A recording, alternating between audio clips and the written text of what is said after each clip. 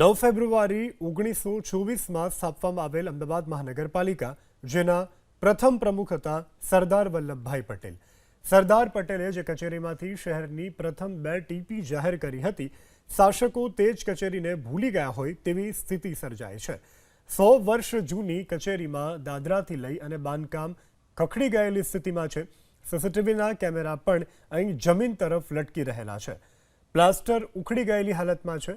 આ મુદ્દે રિક્રિએશન કમિટીના ચેરમેન જયેશ ત્રિવેદીને પૂછતા તેમનું કહેવું છે કે ઇમારત અતિ જર્જરિત થઈ ચૂકી છે. ગયા વર્ષે 10 કરોડના ખર્ચે બનાવવા માટે કોન્ટ્રાક્ટરને આ કોન્ટ્રાક્ટ આપી દેવામાં આવ્યો છે.